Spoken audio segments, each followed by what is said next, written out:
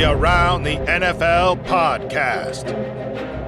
Invented live streaming during the NFL draft. Welcome to another edition of Around the NFL, the podcast that has everything concerning the 2023 NFL draft covered. And doing it in an innovative manner, as you just heard there, the Zum drop. Dan Hanzus here, Marc Sessler, Gregg Rosenthal, scattered across Los Angeles, but bringing all the coverage needs here.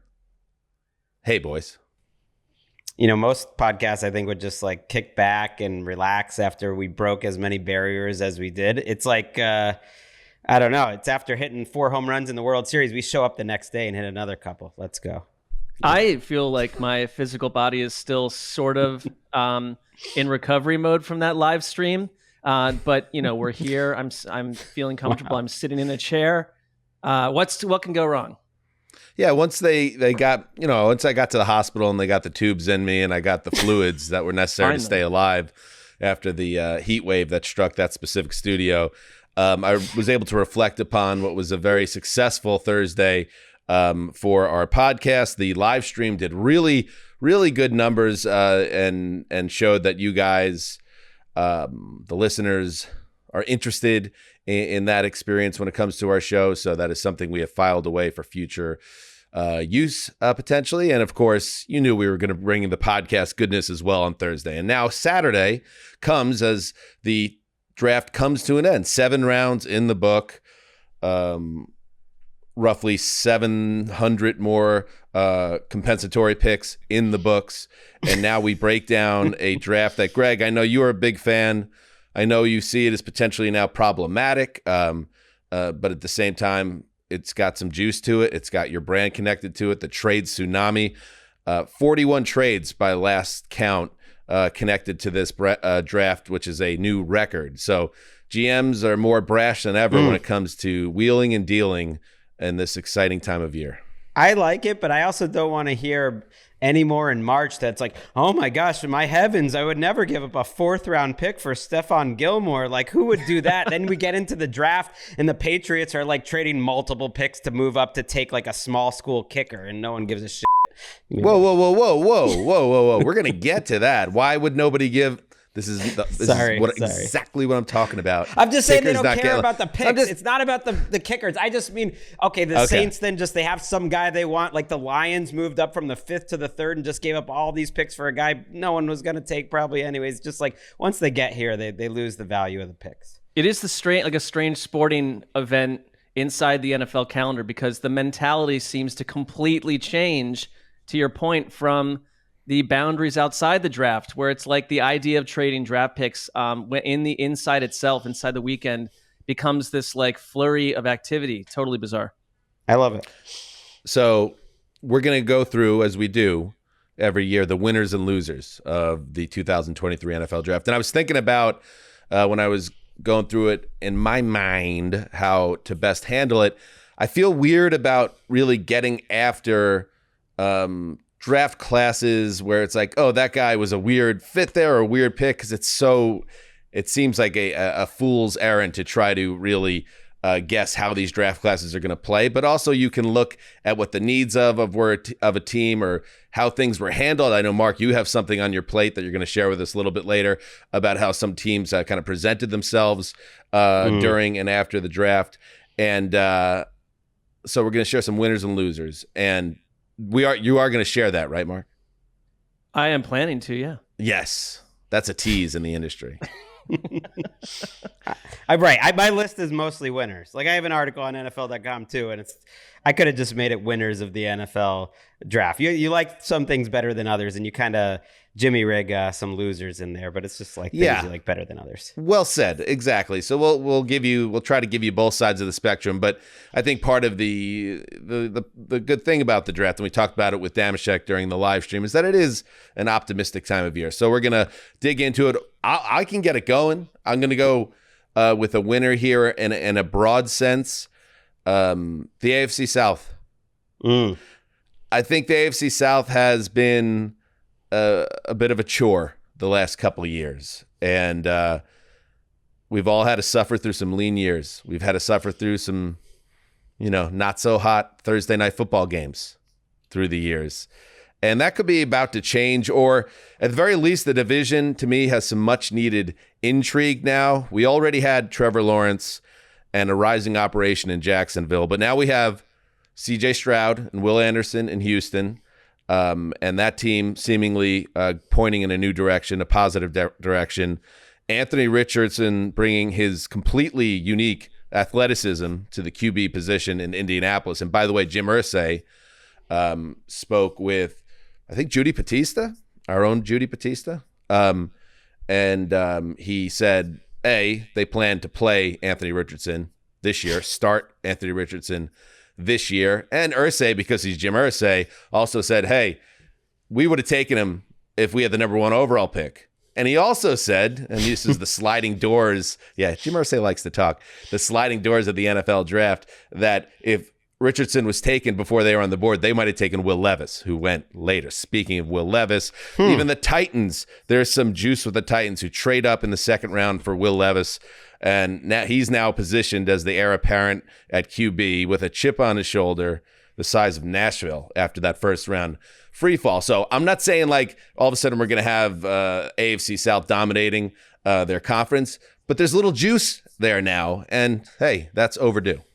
I'm with you. I mean, I think, it was a year ago we were talking about the AFC West as this newly formed division with, you had Patrick Mahomes, but Russell Wilson, who we did not think was going to fall off a human cliff the way he did. And it was like, a human cliff. Yeah, we cannot wait to watch these AFC West games all season long. And it didn't pan out. So I guess I come out of any draft weekend with a fair amount of cynicism that half of this won't work out. But that said, like the tone of the AFC South and the hope around it, and the fact that we're not going to know right away that for the next couple of years, like these young quarterbacks going up against each other will become one of the more intriguing flip-flops in all of the NFL, because the AFC South has been largely unwatchable, at least portions of it, for big chunks of the time that we've been doing this podcast. And you've suddenly plopped like 3 super intriguing young quarterbacks into the mix on teams that are growing before our eyes. And the fourth is Trevor Lawrence and the Jaguars, who, depending on how things go, could be a genuine AFC title game threat. So I'm with you on this. Right. I'm totally selfish in that there's no way that these moves don't make them more interesting. And that's all I really care about. They're going to make them more watchable. The Colts are going to be extremely watchable, I believe, with Anthony Richardson. The Texans at least have a vision, a direction. They've just kind of been wasting time for 2 years, and these are going to make these 10 a.m. games more watchable. It's funny that these teams, add some juice at the moment that they've taken away the requirements that you have to have a primetime game now, because they're still probably not getting many primetime games yet. They're going to, the networks are going to wait. Amazon's going to wait to see if they actually start winning games. Jacksonville will be in primetime. I don't know if Anthony Richardson and Stroud will much, but it'll be good picks for us in our preview drafts. And what they did over the weekend too made me more excited. Houston, there were all these little receivers that were available in this draft. Josh Downs, went to the Colts. He reminds me so much of Hunter Renfrow. And now you kind of think of like a little jitterbug over the middle getting open. And then what Richardson does well, which is I think throw the ball deep to the outside. And he's got Alec Pierce and he's got Pittman on the outside. And it's like, okay, you're putting something together here with a running game that has Jonathan Taylor. That's going to be tough to stop. And then you look at the Texans, who are expecting to get John Mechie back, their second round pick from a year ago, who had that battle with cancer, but he is expected to play. And they took Tank Dell, who was my favorite of all those small receivers. The man with the chutzpah to be like 5'7" and call himself Tank, who a lot of people thought the 40 time that people just missed on that because he just plays so fast. And so both of these teams kind of added fun pieces during the draft too, along with the quarterbacks. And they're just going to be more fun, that there's like a point to them this year. Yeah. Is there a team that's a bigger wild card, at least on the offensive side of the ball, than Indianapolis now? And I think that's, if you're a Colts fan, you're really excited because you've went through this post-Andrew Luck era. We don't need to go through the quarterbacks again, but they went through veteran after veteran after veteran, bottoming out with Matt Ryan, who didn't have much left. And now you go to what's the opposite of Matt Ryan, like 2022 Matt Ryan? It's Richardson and what he brings. And I want to see Jonathan Taylor. Let's not forget what Jonathan Taylor did in 2021 when he had a Jamal Charles in his prime type season, just a dominant player before his ankle got jacked up and he was not the same player all season. Think about that offensive line that was seen as this absolute stone cold lock as one of the better lines in football. And then they had injuries and strange ineffectiveness with some suspect coaching. What if that comes back together? If Richardson hits the ground running, watch out. This team could really, really shock people in the AFC this season. And I know the conference is loaded, but could one of these teams hit the ground running as a young team? Absolutely. So AFC South, you got some juice. Yeah, I'd also say it's not a knock on Frank Reich, but we like the match of Shane Steichen with Anthony Richardson. And the Texans, to me, who have gone through a complete chaos with coaches over the past 2 years. I think DeMeco Ryans is going to be someone that a season from now we look and say he completely gave the Texans a different kind of vibe and identity. And so there's more there's some coaching intrigue as well, where before it was hard to take the Texans seriously no matter what they were doing because they've been wandering through a total abyss for the past 3 seasons. But they think they're going to be good, and they sort of have to be good with that trade they made for Will Anderson. It's a little bit of a subplot. Cardinals fans can enjoy this year rooting against the Texans. It's always fun when you have a first-round pick of another team. The fact that they gave up that first-round pick for Anderson, that could be, based on their previous history, a top 5 pick, a top 3 pick. So I think they believe that they're going to be better than most people think, or else they would not give up that pick plus a second-round pick this year, top of the second, the very first pick, essentially the second, and a third-round pick. The more time I've had to think about that trade, I think it was kind of insane. And Will Anderson almost has to be a Hall of Fame player to make it worth it. But they believe in it, and if he is that type of player, no one's going to honk. But then that's what I'm talking about with I don't like winners and losers exercises with the draft. Well, we just don't know yet because Will Anderson could be an absolute dominant player, and then it makes all the sense in the world. We need to see him play. My one last point before we move on to the next winner regarding the Colts. One other thing that's keep an eye on this. Jim Irsay had a pretty wild season as team owner last year, and after years of you not necessarily connecting him to the way his dad handled running a football team, it was. Jeff Saturday was the head coach last year. And it's how involved is he going to be now with this young, explosive, completely unpredictable entity at quarterback with Gardner Minshew, a respected veteran, behind him? How much of his hands will be in the mix with a rookie head coach? The Colts are interesting to me on multiple levels. I'll leave it there. Irsay seems to bubble up the most when the team is struggling because you could look at most of Frank Reich's tenure and say that Irsay wasn't a meddling nightmare on a week-to-week basis. Things got real crazy and he took control of his property essentially. But if things are working and if Anthony Richardson's working out, I think he goes back to delightful little tweets and strange tweets and maybe not too much more, hopefully. That's the hope for Colts fans. The other reality is that he's just going all in. He's doing the George Steinbrenner in 1985 move. The Levis tweet he sent out before round 2 was one of the most insane things I've ever seen, that he sent a tweet out to all the fans. Should we draft Will Levis tonight? The day of round 2. And I don't know if he was trying to mess with I don't know what he was doing. Probably nothing important. But while we're in the AFC South, we should mention I think he crossed Levis the Rubicon, Greg. That's I'm wondering if that's what happened last year. What was that? Maybe he was trying to make it to happen. I'm not sure. Right. Maybe the Titans, he didn't want the Titans to take Levis, and the Titans did, and the Titans traded up for him. I think that made sense that for where the Titans got Levis and where they are, and I called Levis a similar prospect to Ryan Tannehill. It does make you just curious to watch. They're a team we'll talk about plenty in August because of Levis's presence there, and because they took Tajay Spears, the next running back to replace Derrick Henry. Those two guys still feel a little precarious, or at the very least, the last year they'll be in Tennessee. Grave There he is. What's up, Justin? We'll also talk about them a lot because of me, right? Well, just it's an accident because of you and that rotating Titans helmet with your remote setup, which I cannot get enough of. I just love it, Justin. Thanks. How do you feel, by the way? How do you feel big picture right now about the Titans? I feel like if Will Levis is a franchise quarterback, it's a home run draft and nothing else matters. If Will Levis sucks, the fact that they came out of this draft without addressing wide receiver until their very last pick and without addressing cornerback when you have guys who've been injured a lot and like, unknown future contracts, Christian Fulton in the last year of his deal, Caleb Farley never been able to really stay healthy or play well.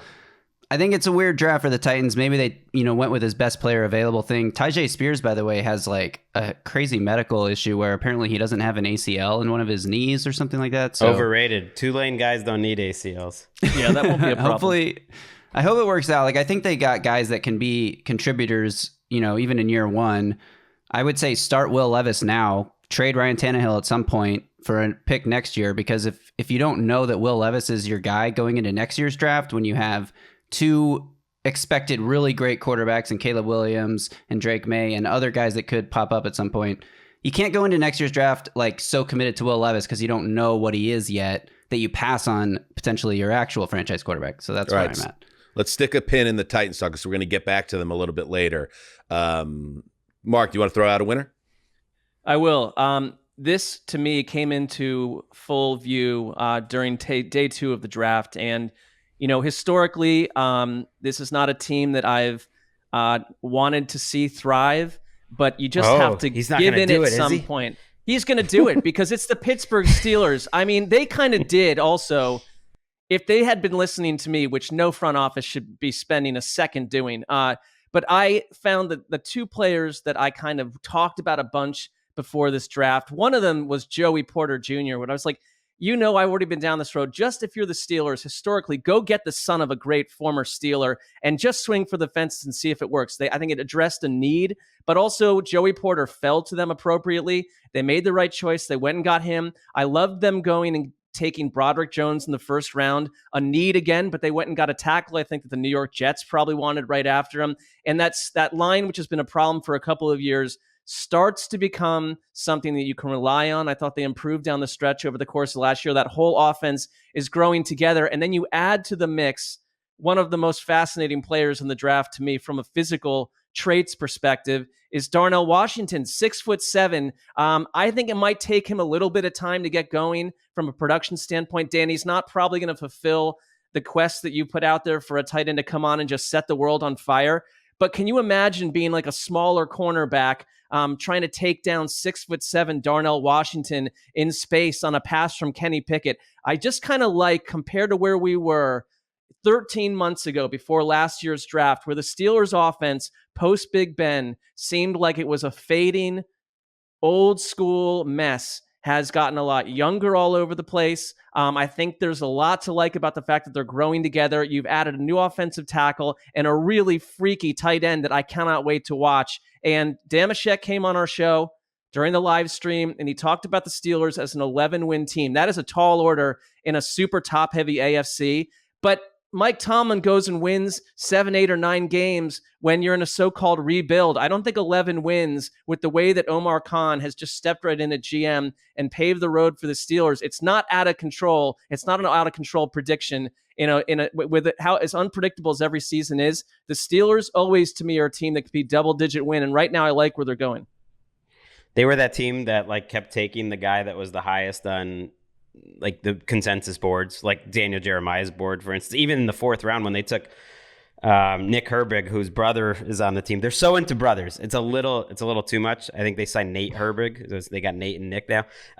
Calm down a little bit. Yeah. Calm down with the brothers. Calm down with the sons. Although it was worth, you're right, taking Joey Porter just for the picture of Joey Porter Sr. holding Joey Porter on the field at the Super Bowl when they won. Like that alone, it's worth it. I mean, they were going to use that photo no matter where he went. Still would have been but it's even cooler. Yeah. Why they wouldn't have? Why would they? They would have used it. Yeah, father and son, legacy. I don't know. Maybe they wouldn't have. They had it locked and loaded in the truck. Of course, they're going to use it.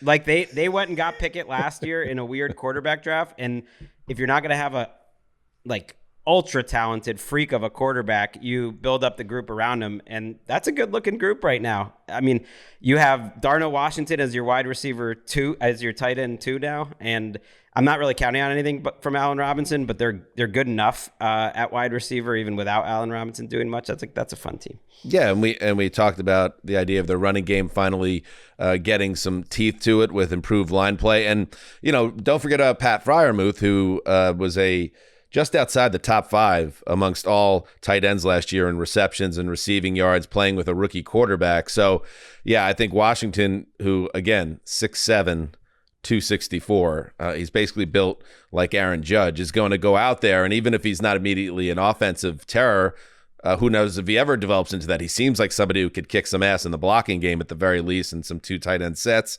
So yeah, late in the 3rd round, I feel like when you get late in the 3rd round, 4th round, 5th round, start throwing the darts at like guys that could be freaky. There you go. It's a good pick. I agree. The Pittsburgh Steelers got a lot of positive pop, and I know Sheck was very excited about it, but Sheck was going to be excited no matter what. Let's face it.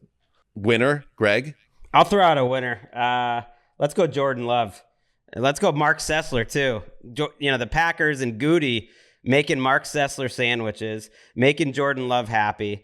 I don't think they're really making Aaron Rodgers upset by taking a bunch of 2nd and 3rd round like tight ends and receivers. But if that's a small bonus, something tells me Rodgers isn't too plugged into like day 2 of the Packers draft. But Luke Musgrave in the 2nd round, pass catching tight end, who I didn't love just because he looks so upright. Like, how could he not get hurt? And he spent a lot of his college getting hurt. But smarter people than me, like Lance Zierlein, thought, he's as explosive, and DJ liked him too, as any tight end in the draft. You took a receiver, Jaden Reed, also in the 2nd round, and then they took Tucker Kraft. So they just went 3 straight receivers. Tucker Kraft's a tight end as well, but he was a guy from South Dakota State who I did get a chance to watch it. Like, Greg Cosell could not stop gushing about as a Dallas Goedert type of clone. So they're building their team in a certain way. I think it was interesting that they doubled up at tight end specifically. I think they're going to be a run-based team with a lot of A.J. Dillon, a lot of 2 tight end sets,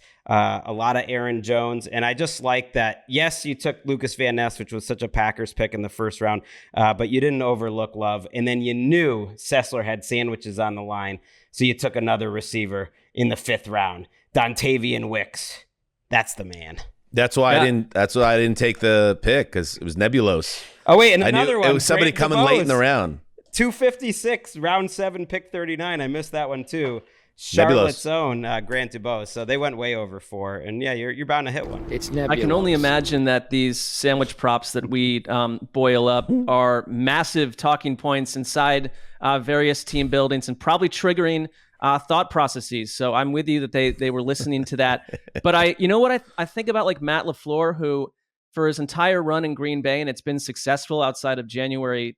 I mean, you kind of were held hostage to do exactly what Aaron Rodgers wanted to do on offense, right? The big part of it was like, Aaron Rodgers is going to freestyle a little bit, but in general, the offense has to be something that he's happy with, that's catered around him outside of not drafting picks for him. So they went and got a bunch of new guys around Love, which, I mean, just makes sense. They needed help at these positions. It wasn't like a vanity project necessarily, but they went and did it. But I think that with the 2 tight ends and what they could do, like maybe LaFleur has a chance to put a little bit more of a personal stamp on altering what they do around a different type of quarterback. So for me, the Packers have sort of been the same thing since like 2010, and even before that for 1,000 years with Brett Favre.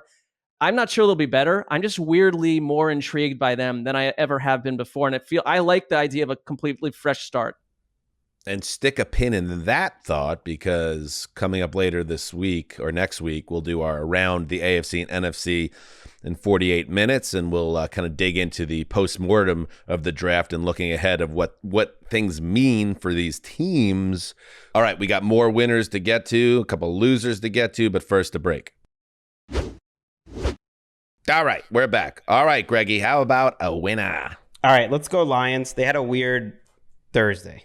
Let's just be real. I heard some speculation from a couple places that they were a little bit like the fantasy draft, manager at pick 6 that spun out because they totally expected the whole time to take Devin Witherspoon. No one thought the Seahawks were taking Devin Witherspoon. It just felt like a chalk pick. And then suddenly you're trading out, not getting good value at all from going 6 to 12 if you look to the trade chart, and you take Jahmyr Gibbs there. I like the Jack Campbell pick fine. He definitely fits a need, maybe has a higher ceiling. But after day 1, and this is what happens when you're Brad Holmes and you just stack all these picks, you're going to end up looking good. I mean, they had 6 picks in the first 3 rounds, and the next 4 to me were really intriguing. Brian Branch, who they traded up to get ahead of the Patriots. Maybe the Patriots were taking Brian Branch. He just felt like a Patriots player, like Nick Saban's Binky, just can do everything. Kind of a Chauncey Gardner-Johnson type, and they have Chauncey Gardner-Johnson already there. But man, that secondary is versatile. He's going to be smart. He's going to be there forever. They took my favorite tight end in the draft in terms of like a value in Sam Laporta, but I don't even know if it's a value anymore because they took him over Michael Mayer, which is kind of wild. But man, Laporta is athletic, and it's too easy to compare him to Kittle because he's from Iowa, but I just think he's going to be a big playmaker. And then you wait for Hendon Hooker until the 3rd round. And at that point, like, that to me was the perfect spot to do it. I know it's crazy. He's only 3 years younger than Jared Goff, who's been in the league for 8 years and has started 100 games. But I still like the idea of having a young quarterback to develop. But when you take him in the 3rd round, it's like not as much pressure that he's got to play anytime soon. If he just turns into a backup, who cares? That's fine. You just spend a 3rd round pick on it. So I kind of like what the Lions did. If you add up all the 3 rounds and put it together, I mean, these are guys who are going to play for them. So there's still a team, because Holmes set this up so well with all these picks, that got a lot better with 6 picks in the first 3 rounds. And I kind of like that he's doing things differently. He's not worried about the draft cognoscenti. I think it's like really easy for especially those of us that you jump onto the draft process a little bit later, and we're valuing positional need and positions in general over the players sometimes. And like that I think that contributed to their Thursday night looking a little wonky. And maybe it was, but also, and you know, this is where Hard Knocks helps a little bit. Like one of my big takeaways coming out of Hard Knocks was like, wait a minute, this coaching staff is for the first time in that I can remember in Lions history is forward thinking. They've shown they can develop players really well. So I thought what they did over day 2 and day 3 really just galvanized a roster that's already like a playoff level roster. And the one little thing is like Hendon Hooker got a lot less of attention because of the injury. He's a little bit older. But if that pick worked out and they fell in love with him and he replaced Jared Goff and did that kind of seamlessly a season from now, this draft looks incredible, because if you suddenly hit on a later round quarterback, you look absolutely genius. I don't know, Greg, about Lions running it back as team around the NFL, but they remain highly juicy. A lot of heat around Detroit. I would do it, and it's despite being public enemy number 1 on Twitter today, because I sent some tweet about their backfield, and Lions Twitter was not happy. I was basically like, I said Jahmyr Gibbs and David Montgomery, you know, because we'll get to the DeAndre Swift trade, or I guess we can mention it now. They traded DeAndre Swift for we will get to it in one moment. We a little later, but for not much. And I just said, like, Gibbs and Montgomery isn't that much better than Jamal Williams and Swift. I think that's like, they're probably better. And if Gibbs turns into a huge hit, then they're a lot better. But I'm just assuming some picks work, some picks don't. I'm not a big David Montgomery fan. That was one of my least favorite signings of the offseason. To me, that's a wash with Jamal Williams. And it's just like, you spent a lot of resources to kind of upgrade your backfield when you were really productive as a running team anyway. So that was it. But I am getting severely ratioed to high heaven. Someone texted me about it, and I wasn't aware, and it's something.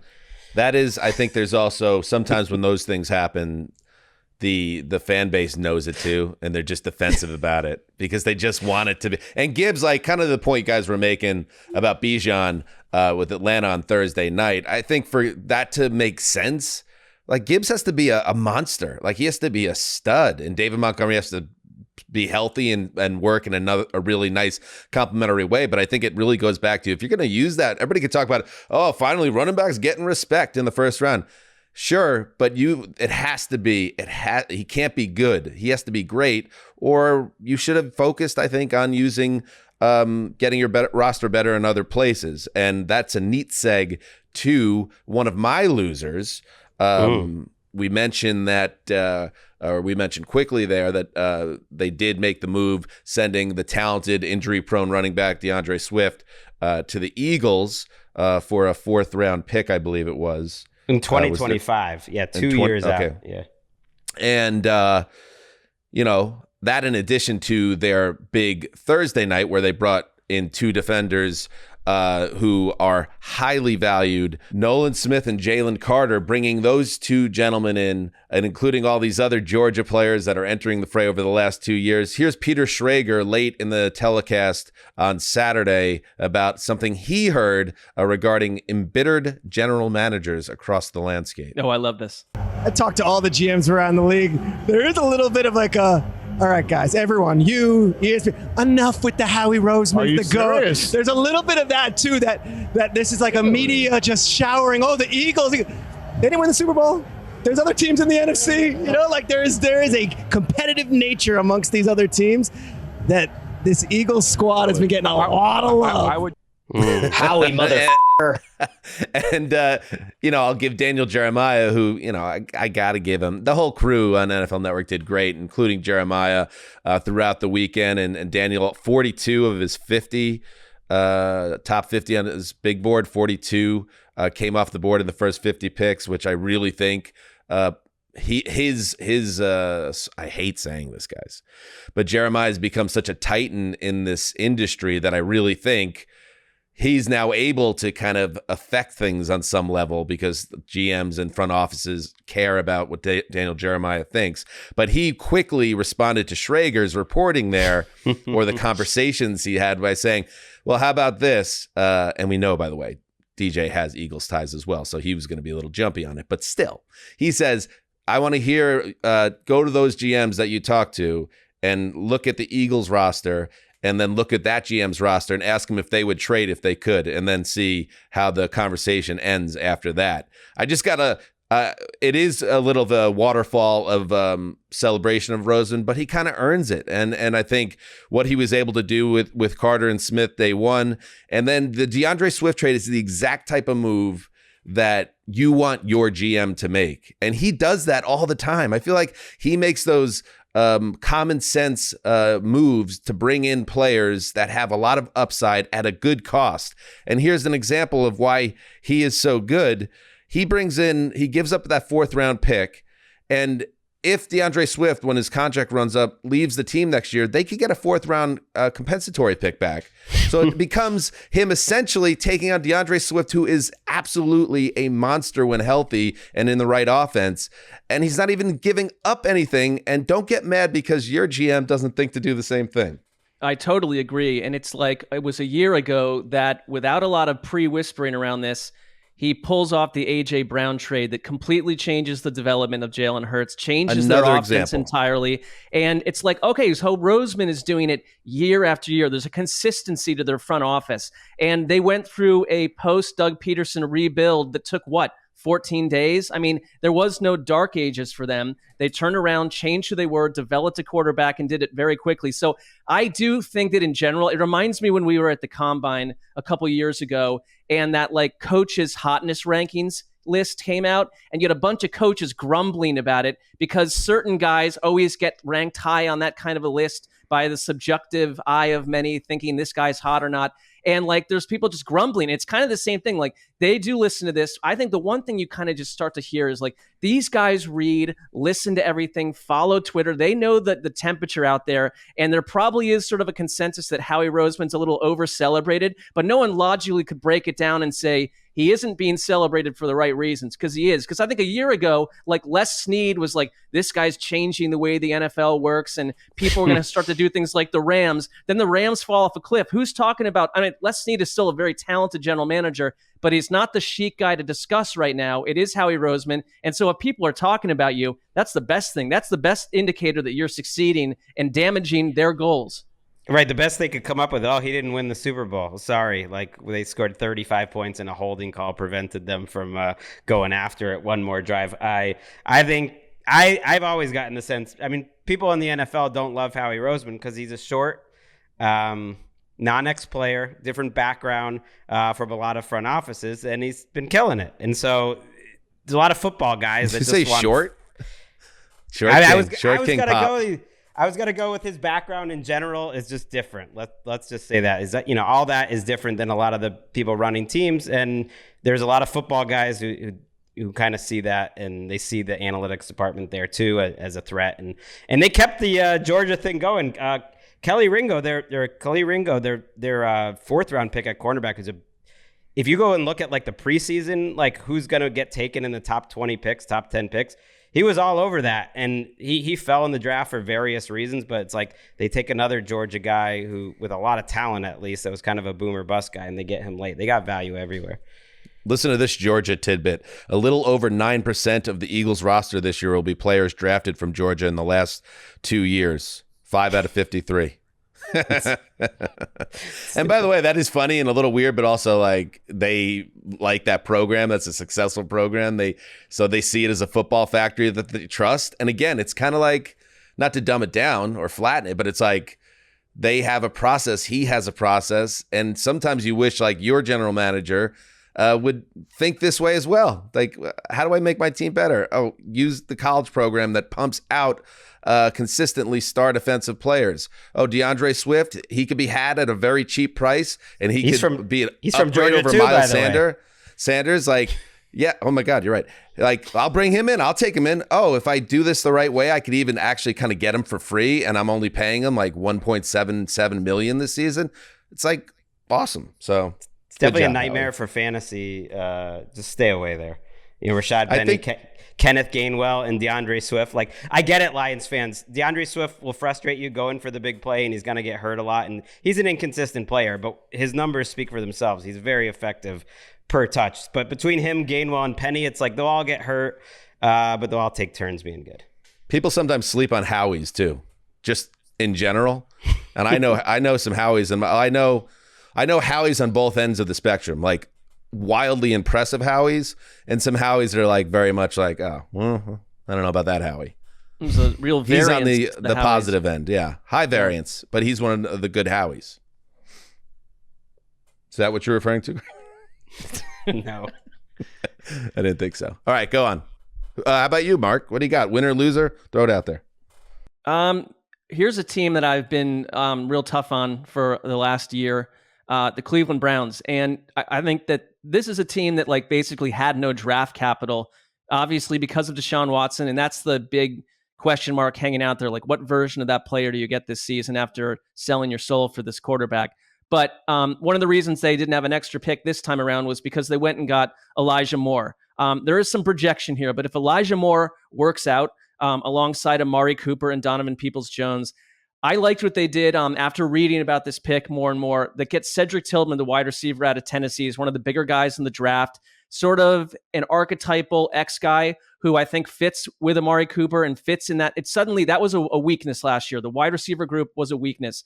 They also were a team that were real soft up the middle of their defense. And they brought in Jim Schwartz as their coordinator, which I like the coordinator switch in general. That was a problem all last year, but they were getting run on easy. I mean, there just was nothing in the middle. And they went and got Dalvin Tomlinson in free agency, but then drafted this guy, Siaki Ika, who is absolutely massive. He is like a 335-pound front door. Now, I don't know what else he's going to do for you in general, but it's kind of like described as a guy that makes things easier for other people around him. And so this guy, along with Tomlinson, gives you, that's sort of what Jim Schwartz wants in the middle of his defense. So I like that. And then they went and got DeJuan Jones, the offensive tackle, because Jedrick Wills, I think it's a real question mark at left tackle. That did not work out post Joe Thomas the way that they've wanted, and I think this is a big season for him. And DeJuan Jones down at a number 111 we'll see if he can play, but if he did and you got an offensive tackle right there, it's another potential need. And so without a lot of draft capital, I thought Andrew Berry, after a kind of a rough year,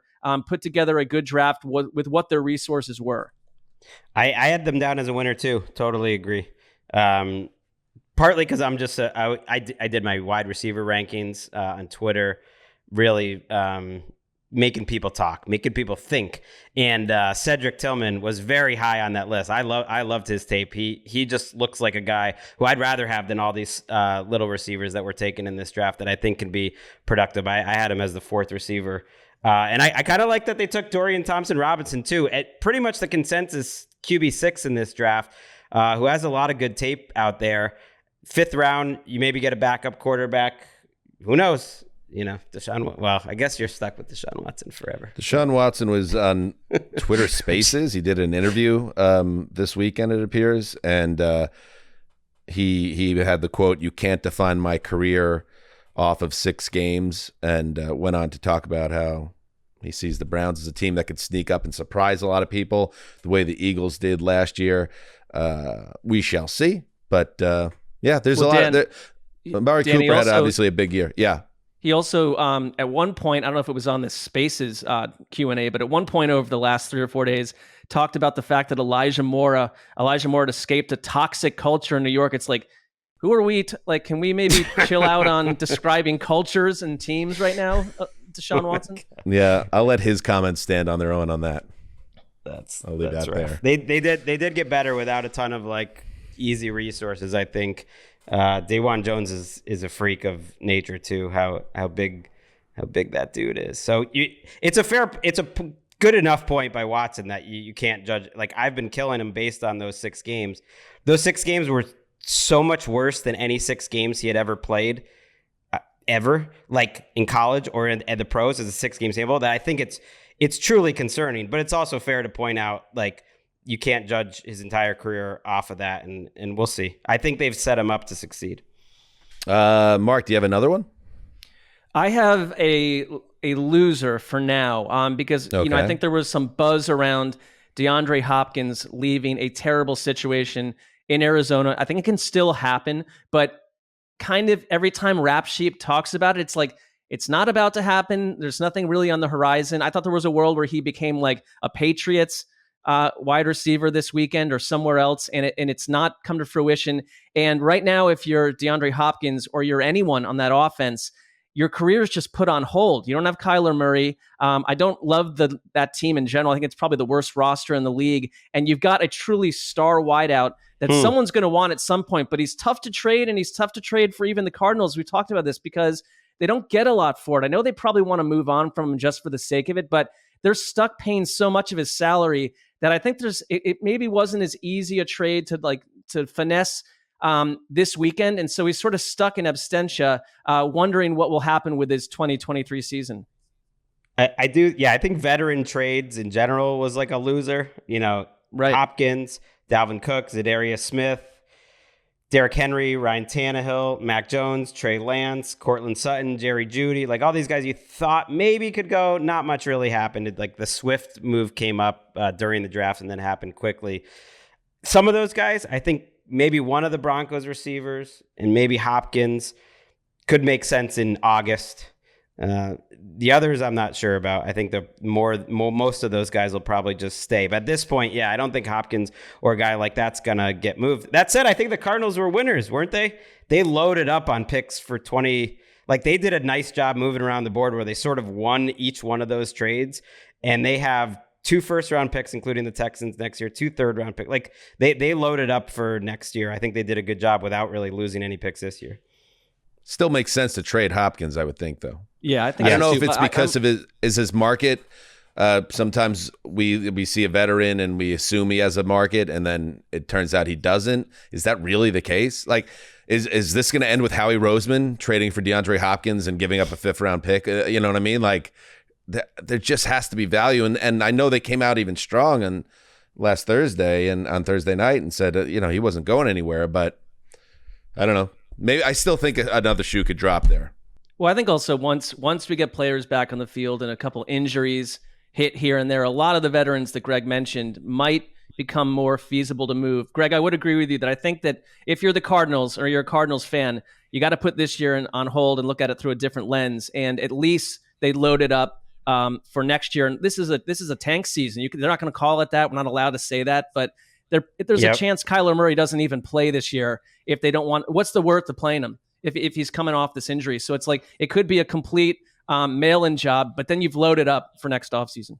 Yeah, there's something PFF Moo, Timo Risk on Twitter, posted this chart of trade value gained in the draft, and the Cardinals actually even passed the Bears in terms of how much surplus money and value that they picked up, even though the Bears traded down from 1. And those 2 teams were, let's see, about 3.5 times more than any other team in the league. So they got a ton of resources, and they didn't do it by getting rid of this draft either. They filled needs and took some good players in this draft too. So I like that. They are setting up for the tank, and that Texans pick, man, I mean, they're gonna be rooting against the Texans and hoping that's a top 5 pick too next year. There's always one trade or 2 trades that you go into the ensuing season. Like, keep an eye on that and what that can do to the draft board. That is certainly the case. There you go, Cardinals fans. I know it's been there's some negativity or critical discussion of your team on the show in recent weeks and months, but nice weekend. There we go. The sun will come out. Maybe not tomorrow. Sun will come out in like 2 years. Something like that. It's all right. All right, let's take a break and we'll keep going.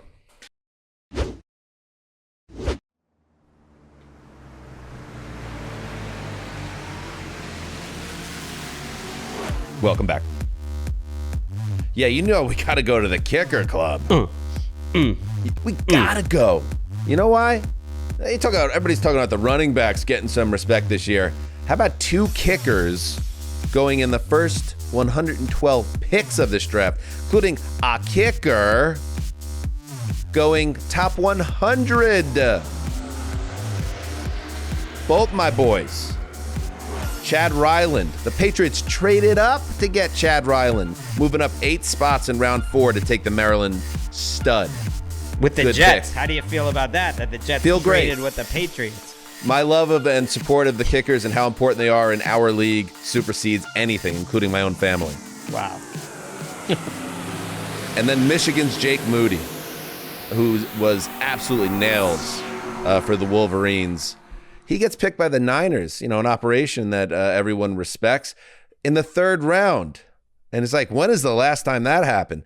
Well, I'll tell you what, it is the highest a kicker has gone in the draft since, we don't like to bring this name up.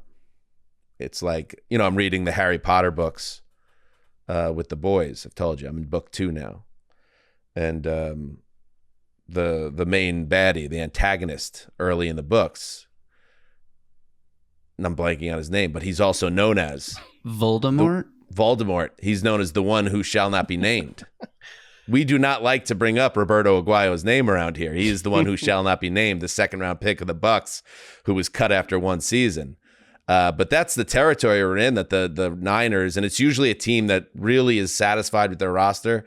And if we're gonna get on the Lions a little bit and be like, hey, or even the Falcons, you had a good running back. Why'd you add a running back?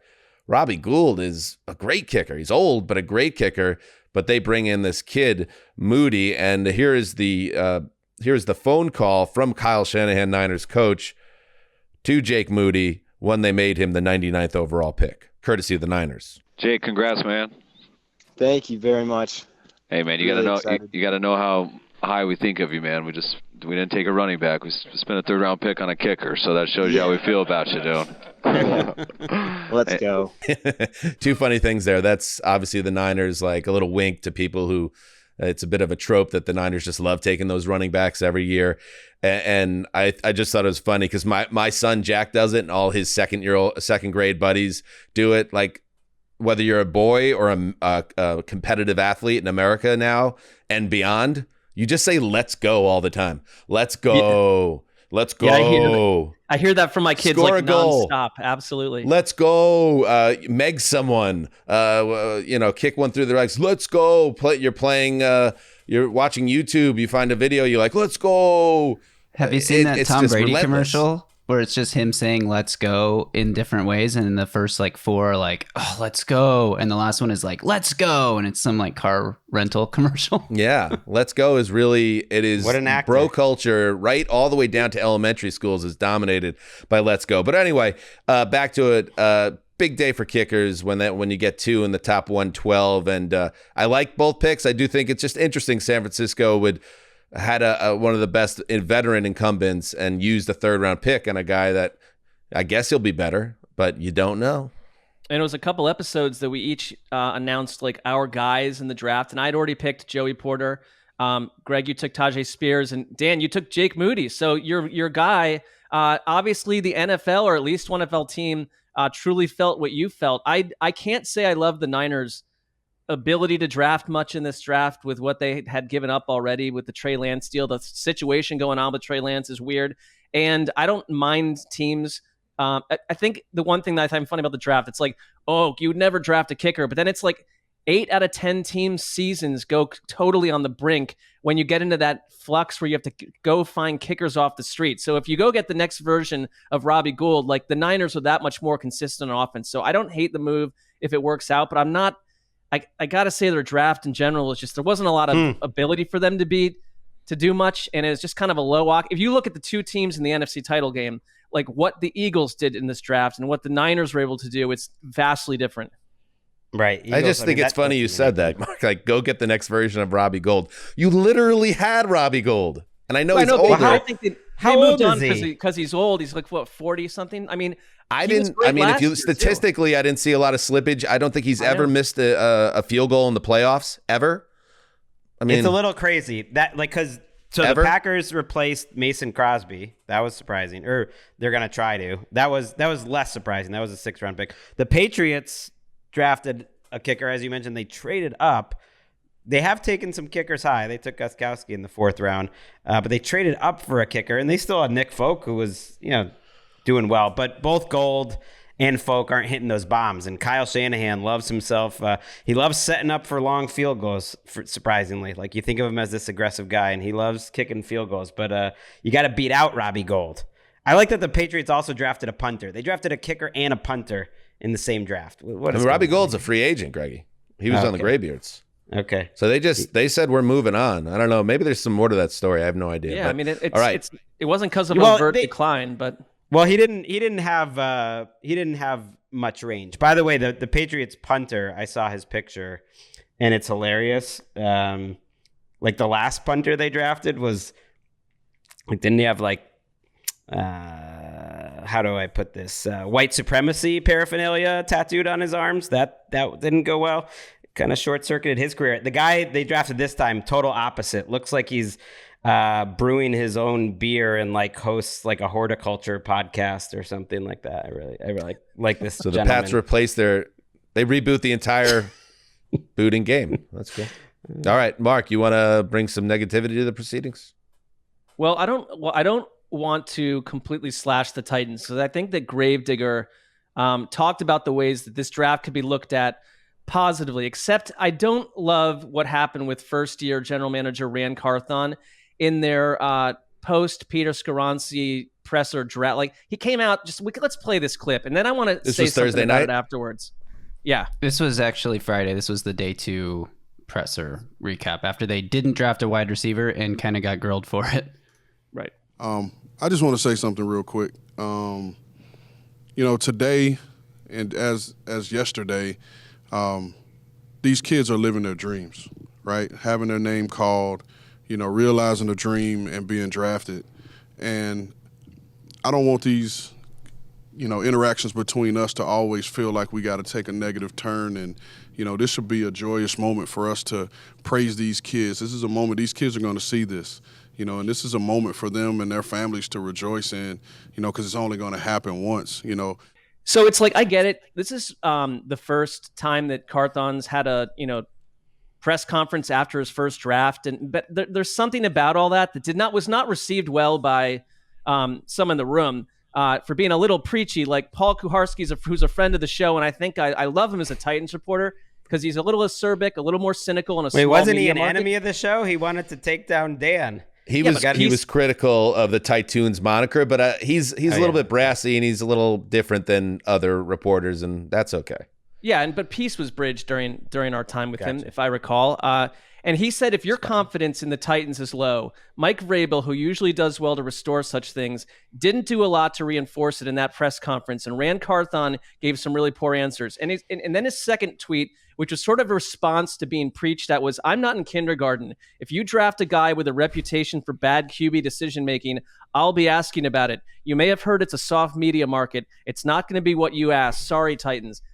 We'll see how this plays out, but there was something about the Titans draft and their overall, years long, including the trade of A.J. Brown, to just sort of ignore the wide receiver position that I think is driving certain reporters crazy, driving certain fans crazy. You're hanging on to the idea that you drafted Colton Dowell in the 7th round as the only addition at wide receiver. It was a major issue last year. That team completely nosedived and vanished offensively down the stretch. And now you have Will Levis and Ryan Tannehill facing the same situation going into this season. And you're floating answers out there like, hey, we're a little smarter than you. Let's celebrate the players we picked. And please, no critical questions. Don't love it.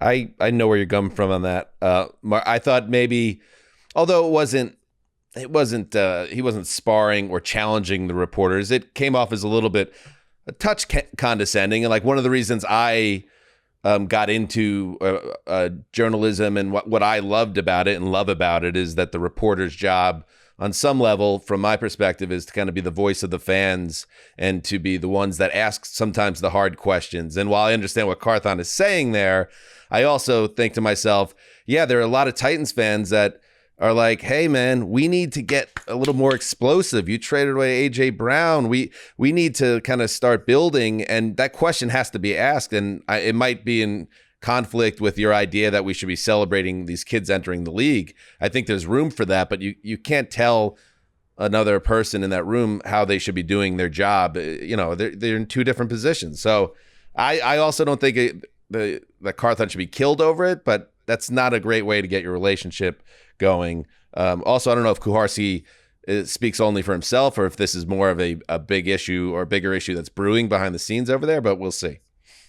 I mean, his tweet was pretty condescending and like look at me too. So it was a little back and forth. It's like, oh, you heard it's a soft market.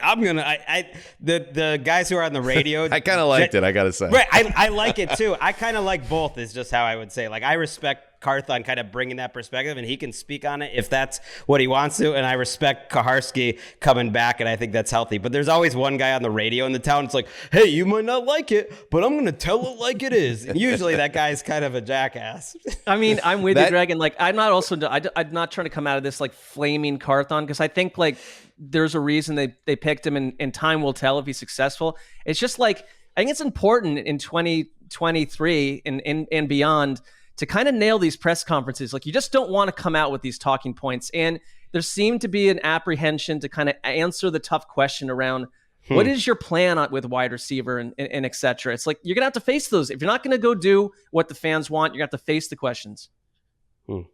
Fair enough. I think that was Greg is, and you know, the New England media market's no walk in the park, but that's like the type of questions. I think one of the things Carsey's getting at that maybe in a New York market or a bigger market, like you're going to get. Yeah. And maybe he's saying in Nashville and Tennessee, maybe that's not the type of line of questioning Carthon's expecting. But, you know, Maurice Carthon, Ran's father, he knows that what it's like to play in a big market. I'm sure they'll work things out. I'm looking forward to we get this Paul, budding relationship. Yeah, we get Paul and Ran together for a burger and a beer, and we'll just sort it out. Sign me up. All right. You got something else, Greggy? Yeah. I mean, are we wrapping up here? I could do a lot of quick hitters. Why don't I got a bunch of little things too. We want to go a little more. Yeah, let's do some things I enjoyed. We mentioned it a little bit on Thursday. I like the Bears meat and potato draft. It was what they had to do. It wasn't flashy. I think they got bigger. They got tougher. I love the Michael Mayer pick to the Raiders. That was nice. I wasn't in love with Tyree Wilson, but Josh McDaniels, that's good. Jonathan Mingo was kind of my guy, at least at wide receiver in this draft, and you paired him with Bryce Young, so that's another thing to be excited about in terms of the offense in Carolina. And then I like the college connections. Jake Haener, drafted by the Saints, Fresno State guy, like Derek Carr. They already had a relationship. They're already talking. He wants to be his mentor. And then Stetson Bennett, the Georgia national champion who just won a title in SoFi Stadium with Les Snead watching, is now the next Rams backup quarterback. And I know he's the backup because there's no other quarterbacks on the roster. And they're both Georgia guys, Stetson Bennett and Matthew Stafford. So I like the synchronicity there. Here's a connection to that. Because I have it labeled under weirdest tweet of the draft from ESPN's Diana Rossini. Well, here's the tweet. I'm just going to read it. It was never a big secret that the Rams loved QB Stetson Bennett, but they played this out really well. I was told how important it was to get a QB in that room who wouldn't be a problem or cause issues. What? What? Right. No, like they took him very early. There was like a run on kind of surprising quarterback prospects. So they took him very early. Everyone knew they liked him apparently, so they had to take him early. And I don't know about the problems thing. I mean, he did just have like a DUI. So I guess they're saying like a guy that wouldn't like want the starting job right away, and he'll know his place because he's friends with Matthew mid-round Stafford. Quarterback? Right. Oh, exactly. I don't know. Oh, so all right. I think that maybe is that what it means, Mark? That if you took a high, not that they could even take a high draft pick this year, but if you brought in like some playboy from the college game, it would tear apart the locker. I don't know. I guess. I mean, I think because I thought the experience with Baker Mayfield, if anything, was perceived to be positive, and we all thought that like he and McVay got along well. But I guess if you had stuck with Baker Mayfield, you're going to get a couple quotes over the course of an offseason where he's telling you he wants to be the starter. I don't know. I mean, I don't know why anyone. I think it was that Stafford and him were kind of buddies, which is like, okay, great. Yeah. Cool. You got another nug there, Greg? Oh yeah. I got it. I mean, this should have been front and center. Big winners. We got history being made. Riley Moss, cornerback. Where was he from? Iowa? Now I forget. To Denver. He's going to be the first white cornerback to be playing regular snaps since Jason Sehorn. It's been a long time here. He's breaking barriers. This is the guy Zerline was talking up, right? He's breaking barriers. Went in the third round. A lot of people really liked him. And so, yeah, shout out to Riley Moss for just changing. We talked about body diversity that I'm in favor of. We just need all sorts of different types. It's absolutely crazy that that's true, that there hasn't been one since Jason Sehorn. How about our short king, Deuce Vaughn, 5'5"? Yeah. He goes at round 6, pick 35 to the Dallas Cowboys. That's actually, Marky, a nice little spot, I think, for our short king, who enters the fray with Zeke out of the picture, with Tony Pollard coming off a major leg injury. They signed Ronald Jones in free agency, but come on, it's Ronald Jones. They also have Malik Davis, who is just a guy. So our short king has a chance to do some things at 5'5", 179, and coming off back-to-back 1K seasons and All-America honors. I love the idea of it. And, we work with a short king in MJD. I don't think he'd have a problem with me calling him that. He didn't. I'm right here, Mark. I'm right here. Yeah, but you're not a former NFL running back. I'm talking about an actual someone who's doing what this person. You know what's over my shoulder right now? It's very small. Really not befitting. The honor. Division I state champions. Minnetonka Regional Greg, High I agree School. with your body diversity, but I don't think one of the NFL teams is looking to bring in like an ex-high school tennis player at this point. I just don't think so. I'm just saying I'm the short king of the podcasting game. They've never had such a short podcaster out there. I don't want to demean that trophy, Greg, but first of all, it's impossibly small for the achievement. And also it was a team tennis title. It wasn't a singles championship, I think we had established. No disrespect. Absolutely, but I went undefeated, that season. Starting. Team tennis it's 3 people basically. The 3 of us rolled. I'm not taking any grief. Oh, we need like if we had the rights, we just roll in Springsteen's glory days right now. Mark, you got some stuff? I'm not gonna go down winners and losers boulevard, but I liked what the Bucs did in general. Like, except for not addressing quarterback, which is weird, but they sit out there as a team that might go do that next offseason in a big way. But Cody Mauch, like the offensive tackle out of North Dakota State, is a wildly immense, giant, amazing human who I think is going to be an interesting fit down in super hot Tampa Bay. And Kalijah Cansey as well. Yaya Diaby, this edge guy that they got, helps because Shaq Barrett's coming off an Achilles. So I think this was a sign that the Bucs aren't they're reloading on defense a little bit. They got a tough offensive lineman. I kind of like the mood of what the Bucs are doing right now, minus the quarterback situation. Because as much as I am pro Baker Mayfield, I don't see that going perfectly well. It's a good job too, because I think the Bucs might be ranked 30th, 31st, 32nd in times mentioned over the last 3 months on this podcast. So that's a good job by you. I'll throw one out there. I think, although I haven't been on board with what I have perceived to be a premature push for the Atlanta Falcons the last 2 years, I do believe they are on a compelling path as we look ahead to 2023. Still wish, yes, that they address quarterback in a different way. Ryan Tannehill's still available. Hey, heads up. But I also I respect Falcons fans for what they've gone through over the last 5 or 6 years. I'll never forget being at that Super Bowl in Houston, I believe it was, and we all walked by this kind of rundown hotel on the outskirts of town that was completely booked out with Atlanta football fans partying, having the time of their life on Saturday night, and thinking to myself, A, I hope my fan base gets to do this just once before I die, and B, God, that's the first group of people I thought about when 28-3 went down. Falcons fans are so sick of 28-3, and the only thing that's made 28-3 worse has been the fact that the team has not really been relevant or compelling really ever since. I know they won a playoff game the next year. We were there against the Rams, but other than that, it's been really a downhill ride here. Listen to this, super fan. I wish I had his name. If we could get it, that would be awesome, Justin. But if not, don't worry about it. Announcing a pick and then hearing someone shout from the crowd, you know what they shouted. With the 224th pick in the 2023 NFL Draft, this guy's going to introduce the Wingate punter. The Atlanta Falcons select DeMarco Hellams, No. defensive back, Alabama. 28-3, good one. We've heard that before.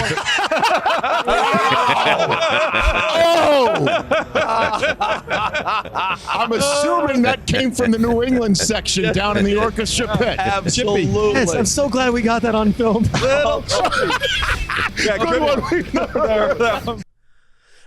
Yeah, a little point and a mocking. Yeah, we've heard that one before. Falcons fans don't want to hear that. It's time for them to build their next cycle of success so they can really move on from that horrific Sunday. If you aren't watching this on YouTube, go find that clip either on this episode or somewhere else, because what he's wearing there is one of the more it completely combats my concept of male fashion being in a low place at the moment. He is doing something completely different with his choices. It was an eye popper, and I think it gave that production a little life at that point, because that was like deep in the 7th round where you're just struggling for something to say, and like out comes this eye-catching wonder. It's a red suit with the dirty bird all over it, and he was holding a championship. You should belt. watch this YouTube. Hit the like, subscribe to Around the NFL Smash podcast on YouTube. Smash that like. Check out the live stream from the other night. It's still cranking. Does anybody have one more? I have one more, but I'll defer to some you guys if you have one more first. Yeah, quickly.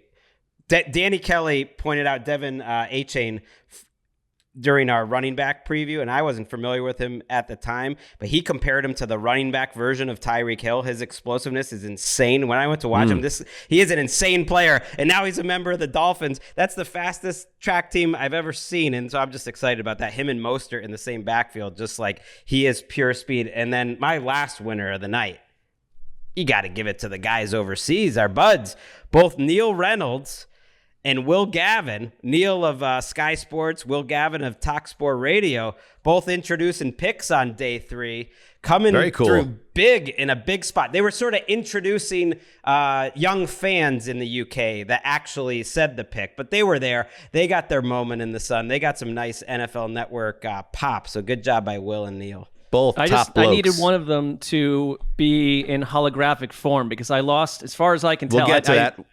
I don't know if I tracked every pick, but it's not looking good for the non-human making a pick. Yeah, we will get to that. Mark, you got something else? I know we talked a little Patriots, but I thought in general I liked their draft, and I think a winner has to be Mac Jones, because I had become more and more convinced that he was going to get shipped out of town, that they were maybe going to go quarterback in general. They hung out there on the fringe of the potential Lamar Jackson chase, and then a week later there's really no competition outside of Bailey Zappi for Mac Jones's job. He's a star. I think he's the presumptive starter. I don't think he and Belichick are like the best of friends, but I don't think Bill Belichick's ever really been the best of friends with almost any of his quarterbacks. And so it's like, you got Bill O'Brien. It's a better situation than a year ago, and you haven't just been thrown somewhere else to start all over in another city. Keon White, their 2nd round pick, quickly, was as upset as I've ever seen. I really felt for him when he got drafted number 46. I believe he was at the draft, and he left because he was disappointed, and they did still have a camera on him when he got drafted in the second round. I've never seen a player look as pissed off. He was not getting over it in the moment. So Keon White, a lot of people thought he'd be a top 30 pick. I hope he brings that energy and he takes it out on the rest of the league. Very nice, very nice. I wanted the ultimate winner. This is my last one. I mean, no one won the draft in Kansas City at a higher level than Hollywood actor Eric Stonestreet, the Modern Family star, loyal to the soil, as they say, all over the coverage on NFL Network and beyond. It's Stonestreet mania. Here he is announcing the Chiefs pick late in the draft. All right, Kansas City! Hey, real quick. I'm so proud of our hometown. You guys showed up and showed the National Football League what a great, welcoming city Kansas City is. So thank you, Kansas City. We love all NFL fans. We love everyone. We love football. Hey, man, when you have an opportunity to just own the moment, as Stonestreet has this weekend, you grab it. You grab that rocket and you go for a ride. And Stonestreet hopped on and he soared across the skies of Missouri. All 3 and beyond. days. I mean, he wasn't just like a Thursday night guy or a Friday night guy. Hell no. He was in all 3 days. And I've learned since, like, he has beefs with different reporters around the country. Jeff Howe of The Athletic, who was once covering the Patriots, he has a beef with Stonestreet because he once talked a lot of trash about one of his articles. So it's like Stonestreet's in the mix and he's not going away. Did you see what he was doing outside of the announcement there? He had Rich Eisen in the passenger seat of his car, and he's got a vehicle with one of these like massive like speakers outside it. And he's just driving around. Yeah, well, he's driving around being like, "Hey, I'm Rich Eisen." He's pretending to be Rich Eisen and saying sort of like bizarre stuff to people on the side of the street. Like, he's feeling himself. Do you know what they call that? CS. Classic Stonestreet. It is. We love football sounds like it could be the slogan for next year's season. Just we love football. Put that in the chamber. We might be firing that one off come next September. All right, before we say goodbye, let's check in on Go Get My Lunch. Once again, Nick Fortier. Oof. This was my worst one ever, I think. By the way, Nick Fortier reached out to me. You were concerned, Greg, that perhaps he was disrespected earlier last week, that I couldn't quite place his name. But he took it in great spirits and signed a message to me, Nick Fortier, a.k.a. Ryan Frontier, a.k.a. Chad Foster. Chad Foster. Which is just funny. Chad Foster. But yeah, you took a bit of a dirt nap here, Greggy. Well, you finish under 500. So Tyree Wilson is the first defensive player taken in the draft. No, he was not. It was who? Will Anderson? Yeah, Will Anderson. Dan and Marc pick up sandwiches there. Then you had all four of the top QBs. Young, Stroud, Levis, and Richardson are drafted within the top 10. Almost, but unfortunately Levis fell out of the first round and was taken 32nd overall. So you did not get that. 2 more sandwiches for Dan and Marc. And then you had D-Hops. We all got banged on the veterans being moved. You had D-Hops traded to the Bills by the end of the draft. 2 more losses there. So you finished 5-8. Marc Sessler, hey, man, listen, we talked about it. You're deep in the rear view in the standings. You just got to chop wood for a few years. That's it. And then here's a perfect example. You have the perfect jacket for it. I feel like that's a good chopping wood jacket. Sure. When Marc is wearing the faded black Levi's jacket on a Saturday, look out. Marc went 7-5. The Packers draft at least 4 wide receivers and tight ends. Big W. Only one sandwich, though, because I found it to be egregious. Nebulous. Nebulous. Mac Jones is not a Patriot by the end of the draft. There's your ding there. Dan and Greg took you on that, and Mac Jones is very much, it appears, part of the equation there. A non-human / non-animal makes a draft pick. Dan and Greg both pick up sandwiches there. Was there ever a moment? I saw at one point there were, what the hell was it? I turned it on today and it was monkeys or puppies or something. There was some type of animal. A dog peed on Daniel Jeremiah. Speaking of a winner in this draft, that dog is a winner. They brought a dog on stage. Oh, this is a good boy. Yeah, he peed on DJ, so that's good. That sounded like something Marc would have predicted. Yeah. I should have. I didn't sense that when I was cooking up my sandwich things, but I'll be fully accountable. I did not track every single day 3 announcement. I like to watch as much as I can, but other human things were occurring during the day. But I know that if a non-human, non-animal had made a pick, I would be getting tons of tweets from people, and that is it was essentially totally quiet. So very confident that a non-human, non-animal was not a participant today. The old Zeus are 8-4. Oh, opening up a bit of a lead on the old boss. The Texans stay at number 2 and draft a QB. Pick up 2 sandwiches there with CJ Stroud coming up the board at 2. I just missed really cleaning up in this draft because I had the Jets select Broderick Jones in the first round. And another Schrager report that was out there, he was saying on Friday that the Jets weren't happy with the quote-unquote narrative that everyone thought that that's who they wanted when that not necessarily was the case. I don't know if I necessarily believe that, but the Jets were pushing back against that. They ended up taking the edge rusher. So I missed that one, though. So it cost me 2 sandwiches. And then I had, once again, we all got dinged with the trades. Titans trade either Tannehill or Henry by today. So I guess they still have a till midnight for that, but I don't see it happening. So that's going to cost me 2. And then finally, the curse of the producer continues. Justin had no trades within the top 7 picks. And as we said before, this was a historic draft. There was more trades than ever, 41, I believe, or in the 40s somewhere. You had none in the top 7. I believe there were 2 in the top 7. So, yeah, since you got that doubly wrong, you have to get us 2 sandwiches each. Okay. Well, one day I will win a sandwich. Watch. One day. How did it go Thursday night after that long day? And again, thank you to Justin and everybody behind the scenes, including Jessica as well, your lovely girlfriend who sat in on the live stream. When you got home, was she happy about being a part of it, or was she like, what was that all about? Like, where did she come down on the live stream ultimately?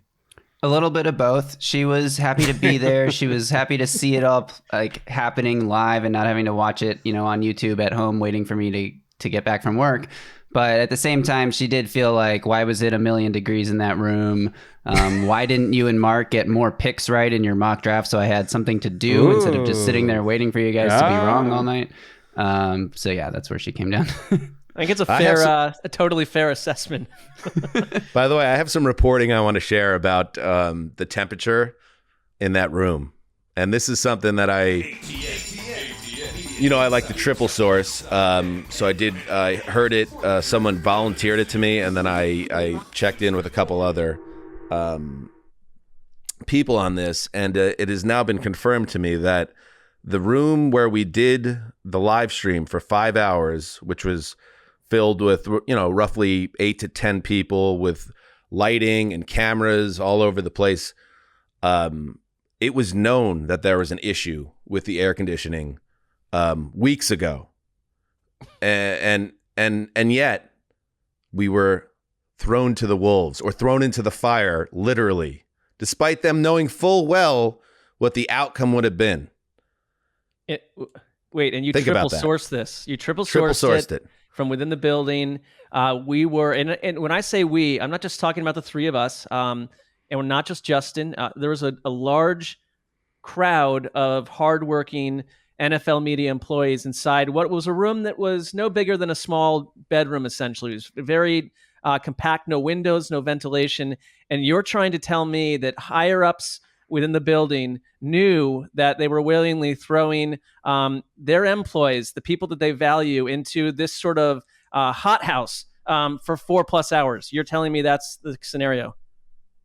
I can only tell you what my reporting came back with, which is they were fully aware, Gregg, that if they put that many people and that much lighting and that much equipment in that room for that amount of time, it was going to be a potentially dangerous experience, especially for the talent.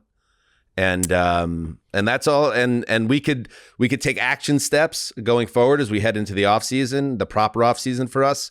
But I think I had to get that out there, and I know that's going to rub some people the wrong way, some shadowy league figures, that I would bring this reporting out here. But that's part of what the Zeuser has to do in terms of his reporting, and that's it.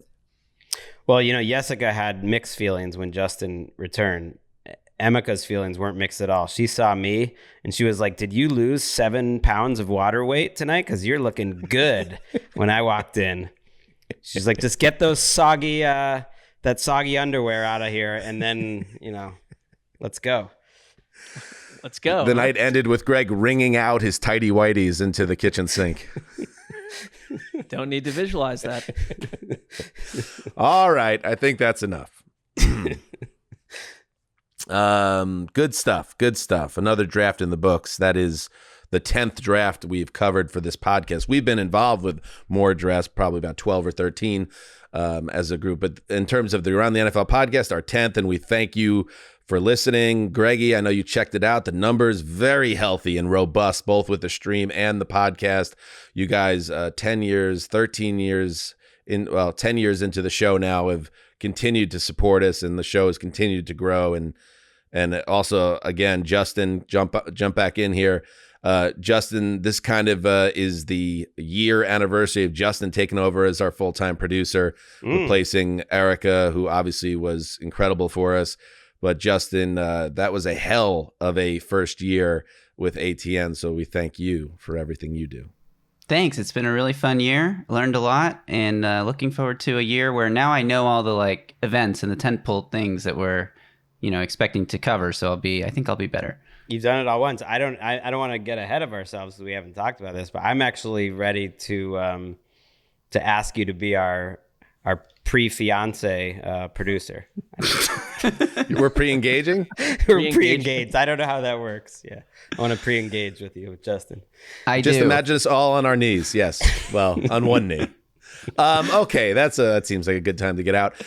Thank you to everybody. Until we got, again, like I said, we have Around the AFC and NFC with special guests galore this week. So check back in on Tuesday. Until then, Dan Hanzus signing off for Marc Sessler, Gregg Rosenthal, Justin Graver, everybody behind the scenes. Heed the call.